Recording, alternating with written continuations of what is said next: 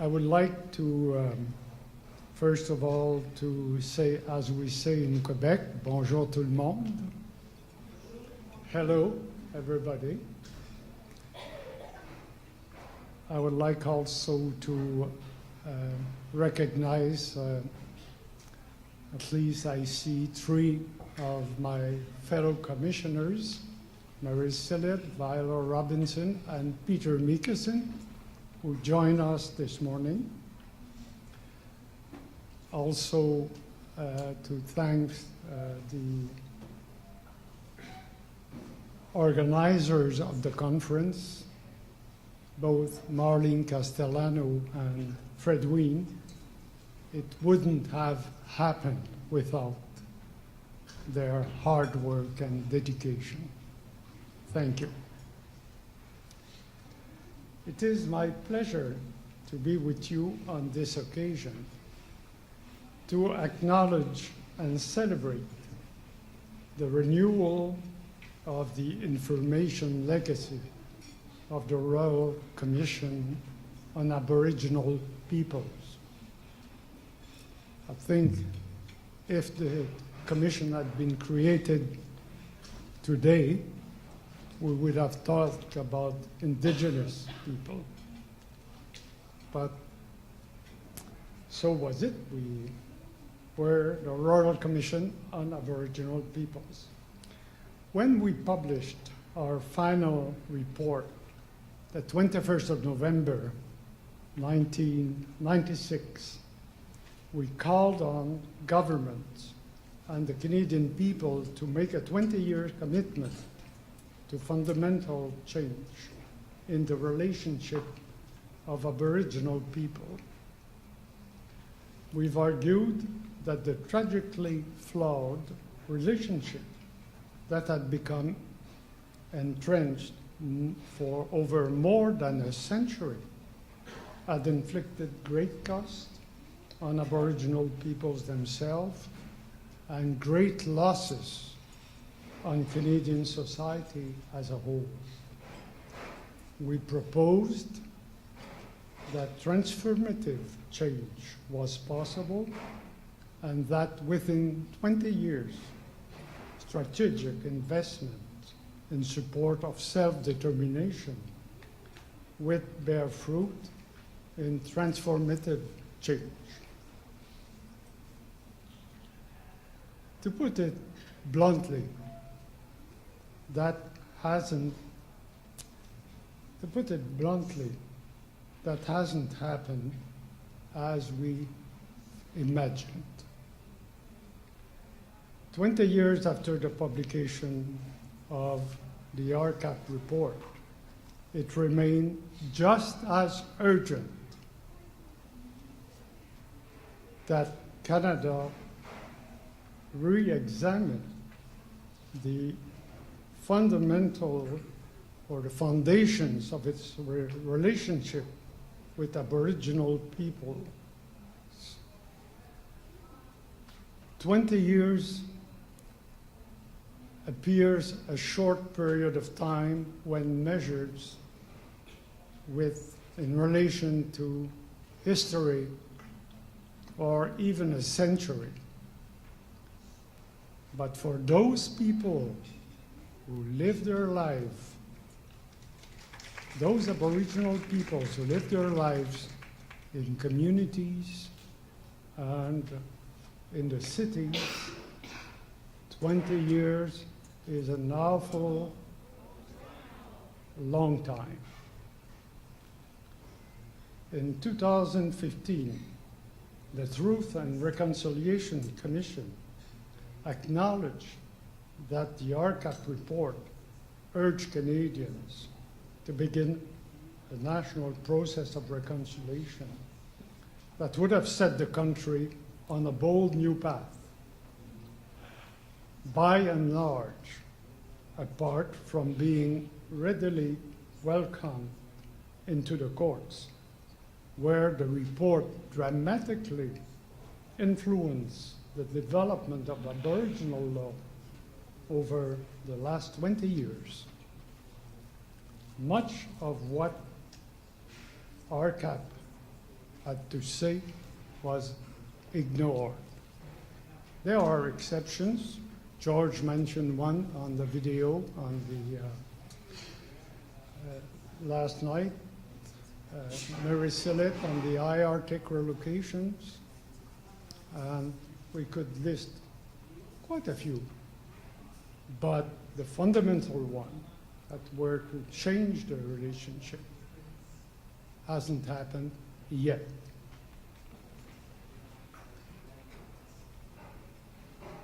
Now, with the work of the Truth and Reconciliation Commission, stimulating a new conversation, Canada has a rare second chance to seize the opportunity for reconciliation, a renewed, mutually respectful reconciliation between people. And I would like to remind that 10 years after the publication of the report in 2006, there was a conference, a get-together like this one in Saskatoon. And I had an opportunity to talk about the vision of the Royal Commission on Aboriginal peoples, or about what I call then the soul of the report. And it could have appeared strange to talk about the soul of a report, but when you put aside the technicalities, and they are very important because they are the main obstacle to attaining it, but when you put them aside, what's rest is the vision and the soul of a new relationship. And I wanted at that time, and I'm quoting from what I said 10 years ago, 10 years later, I wanted to convey that to the extent that it addresses the fundamental covenant relationship between Canada and the Aboriginal peoples, which is a central facet of Canada heritage, and propose, with the full participation of federal government, the provinces, and the Aboriginal peoples, the development of a national policy of reconciliation, of which we could all be proud. The RCAP report goes purposely to the fabric of what Canada is and could be. I applaud the initiative of Library and Archives Canada in making available publicly accessible, in a publicly accessible format, and we will see more this afternoon, the RCAP publications, hearings transcript, research reports, and intervenor brief that we assembled. Our final report distills our findings and recommendations on a comprehensive set of issues. The supplementary documents reveal how we arrive at those conclusions. The process of how we fulfilled our mandate is described in Appendix C, Volume 5 of our final report. Commission's hearings were fundamental to illuminating important issues and the vision and initiative of people at the grassroots, pointing to a way forward. Presentations and briefs by Aboriginal and non-Aboriginal organizations revealed the readiness for a new relationship and the obstacle to achieving it. Community-based research explored political and economic development in communities, and the resurgence of traditional knowledge and cultures. Research by Aboriginal and non-Aboriginal experts examine law and policy in the Canadian context and the possibility for structural change. As I have already said, the realities of Aboriginal life have not changed significantly in the past 20 years. The calls to action urged by the Truth and Reconciliation Commission repeatedly echo the analysis and recommendations of the RCAP report and special publications. The avenues of reconciliations mapped by RCAP remain largely unexplored and untested.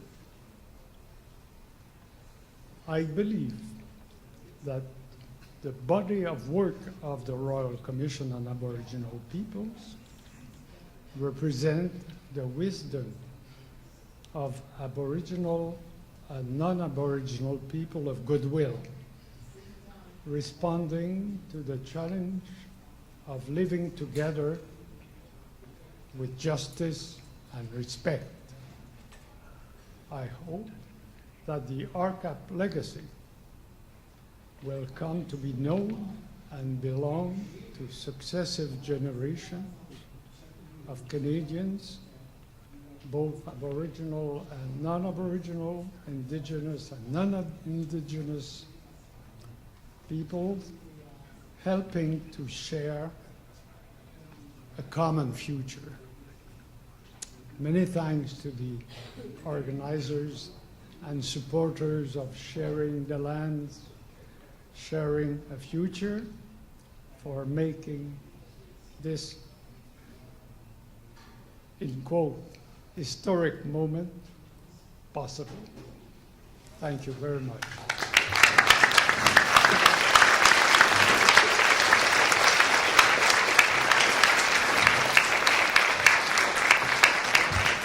Thank you, Normand. Thank you, Rene. As Normand mentioned, one of the elements of this revitalization of the RCAP materials is a transfer of all of this to the National Centre for Truth and Reconciliation. And I think it's really important that we reflect on what this actually means for us now as a country. So we're in November now, and on November 11th, we tell ourselves as a country, lest we forget. We recognize in that when we forget, we become at risk and at peril of repeating some of the same terrible mistakes that we've made in the past. And unfortunately, in this country, we have made so many mistakes vis-a-vis our relationship with Indigenous peoples that we simply cannot afford to make these mistakes any longer. And what happened with the RCAP reports and with the statements and the vast collection of materials that was amassed by RCAP was yet another mistake. And it was a mistake in that we forgot and we let these voices go quiet, and that we shelved them at Library and Archives Canada under good control, but we forgot to listen. And that is not right. But now what's happening is we have the opportunity to breathe life back into this, and we are remembering and we are revitalizing. And that's come through the work of the Royal Commission on Aboriginal Peoples, which called for the creation of a National Centre for Truth and Reconciliation, or some variant of, an agency that was intended to preserve and protect Indigenous voices and materials for all time. And it was thanks to the creators of the Settlement Agreement and through the Truth and Reconciliation Commission that we've been able to realize this vision now.